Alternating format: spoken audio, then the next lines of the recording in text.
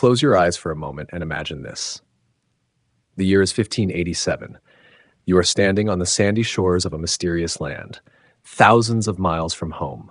Behind you lies the vast, endless Atlantic Ocean, a sea so wide that crossing it takes months, full of storms and dangers.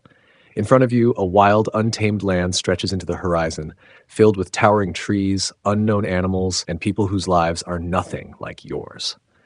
This, my dear listener, is Roanoke Island, the place that would soon become one of the greatest mysteries in American history, a mystery that has lasted for more than 400 years. This is the story of America's first lost colony, a dream of a new world. To understand Roanoke, we must go back to a time when powerful nations in Europe were racing to explore and claim new lands. The Spanish had already built colonies in South America and were growing rich from gold and silver. England, under Queen Elizabeth I, wanted a share of that glory. A man named Sir Walter Raleigh, one of Elizabeth's favorites, dreamed of establishing an English colony in the New World. It would not only bring wealth, but also serve as a base to attack Spanish ships. In 1584, Raleigh received permission from the Queen to explore and settle in North America. And so, the dream of Roanoke began. The first attempt, 1585. The first group of colonists arrived on Roanoke Island, off the coast of what is today North Carolina, in 1585. It seemed like the perfect spot, an island, easy to defend, close to the ocean, but still surrounded by fertile land. This first colony was led by Ralph Lane, a soldier. But from the beginning, things went wrong. Supplies ran low. Relations with local Native American tribes grew tense. There were moments of kindness and trade, but also fights and mistrust. When food became scarce, arguments broke out and violence followed. By the next year, when an English fleet led by Sir Francis Drake stopped by, the colonists were desperate. Many decided to abandon the settlement and sail back to England. The first attempt to colonize Roanoke had failed. The second attempt, 1587. But Raleigh was not ready to give up. He organized another group in 1587, this time with families, not just soldiers. The hope was that families would work harder to build a permanent community. This new group was led by John White, an artist and cartographer. He wasn't a soldier, but a man who could sketch, map, and observe. Among the settlers was White's own daughter, Eleanor Dare, and her husband, Ananias Dare. It was here, in this strange and risky land, that Eleanor gave birth to a baby girl, the first English child born in the Americas. Her name was Virginia Dare. She symbolized hope, a new beginning. But soon, hope began to fade. Early struggles in Roanoke. The settlers quickly realized they were unprepared. Their supplies were running out, and they needed more help from England. So John White made a difficult decision. He would sail back across the Atlantic to gather supplies and return as quickly as possible.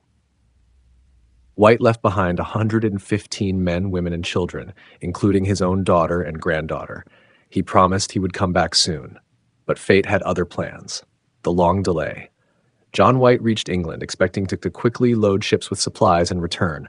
But at that very moment, England was preparing for war with Spain.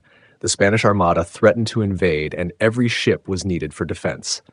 Years passed. John White begged, pleaded, and waited.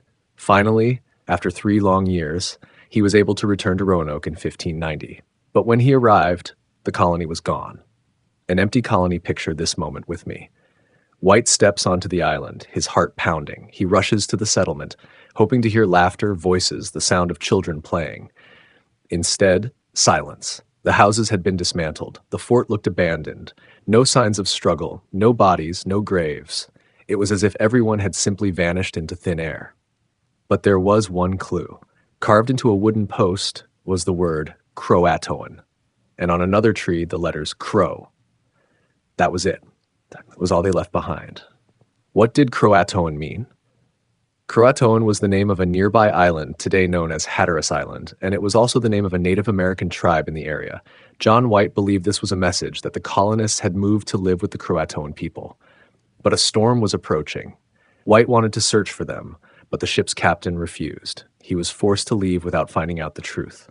And so the colony of Roanoke disappeared, leaving behind one of the greatest unsolved mysteries in American history.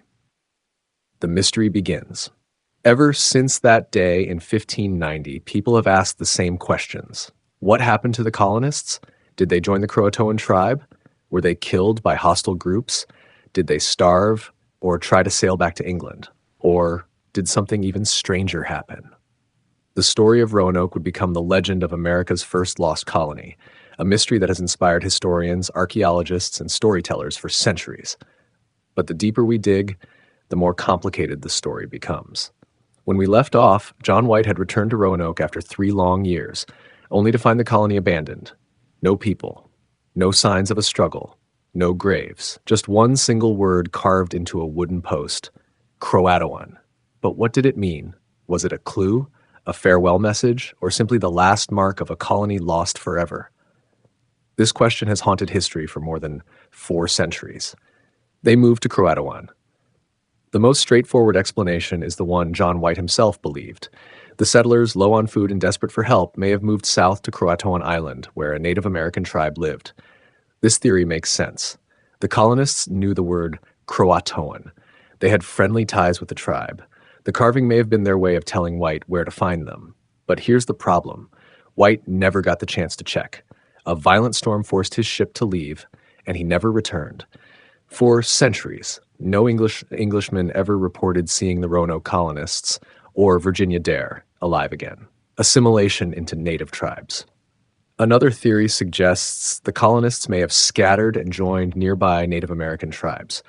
Some stories passed down through native oral traditions tell of fair-skinned people living among them. In the 1700s, explorers and settlers sometimes reported meeting Native Americans with gray eyes or who spoke English words. Could these have been the descendants of the lost colonists? Historians believe it's possible. But without solid evidence, it remains only a possibility. Attack and death. Some believe the colonists may have been attacked and killed by hostile tribes. Relations between English settlers and some groups were often strained, sometimes violent. But if there was an attack, where were the signs? No weapons, no burned fort, no mass graves. The site looked strangely calm, as if the people had simply walked away, and that makes this theory harder to accept. Starvation or disease. The colonists were inexperienced farmers far from home and cut off from supplies. Starvation or disease could have wiped them out. But again, the absence of bodies raises questions. If they had died in large numbers, surely there would have been some trace. Bones, graves, something, but there was nothing. The Spanish conspiracy. Remember, Spain and England were bitter enemies. Some historians suggest the Spanish may have discovered the Roanoke colony and destroyed it. Spanish soldiers were active along the coast trying to protect their own claims to the New World. If they had attacked, perhaps they erased all evidence of the colony's existence. Yet no records in Spanish archives mention such an event. It's possible, but unlikely. The strange power of Croatoan.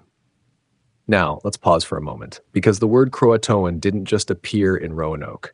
Over the centuries, the word itself became wrapped in mystery. Writers like Edgar Allan Poe reportedly whispered it before his death. The word has shown up in eerie places linked with disappearance and the unknown. It became more than just a location. It became a symbol of vanishing without a trace. Clues and discoveries. Over the years, archaeologists and historians have spent centuries trying to uncover what really happened. In the early 1600s, a map drawn by John White himself was re-examined with modern technology. Beneath the surface of the paper, hidden under a patch, was the outline of a fort drawn in invisible ink, on the mainland, not the island. Was this where the colonists moved? In the 1990s and 2000s, digs on Hatteras Island, the old Croatoan, uncovered European artifacts, tools, pottery, even a sword hilt. Could these have belonged to the Roanoke colonists who joined the Croatoan tribe, or were they left by later settlers? In 2015, archaeologists at another site called Site X found fragments of English pottery dating back to the 16th century. Some believe this suggests at least some colonists relocated inland. These clues are tantalizing, but they never provide the full answer. The Dare Stones, a hoax or real? In the 1930s, a series of stones were found known as the Dare Stones. They claimed to tell the fate of the Roanoke colonists, supposedly written by Eleanor Dare, John White's daughter. The stones described disease, war, and death. At first, they caused a sensation. But later, most historians dismissed them as hoaxes. Still, a few people wonder if one of the stones could have been real. Why the mystery endures.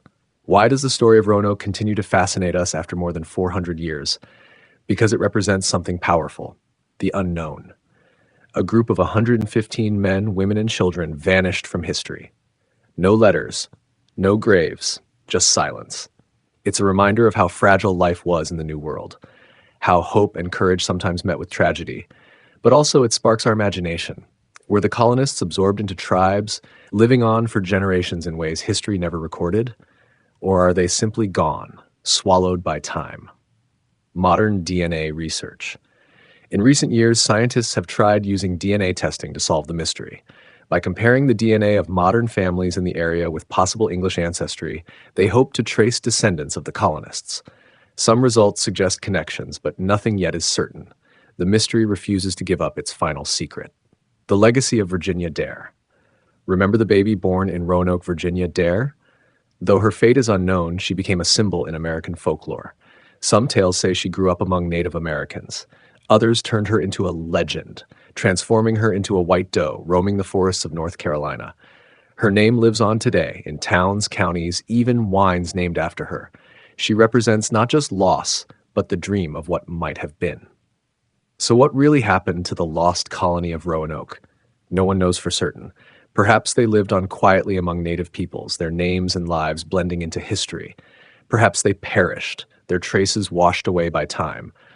The truth may never be fully uncovered, and maybe that's what makes it so haunting, because sometimes mysteries are more powerful when they remain unsolved.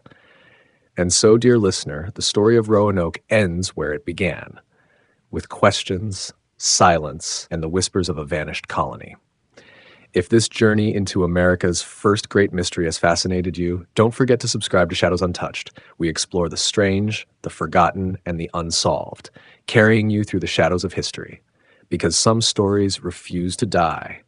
They wait, they linger, and they call us to keep searching.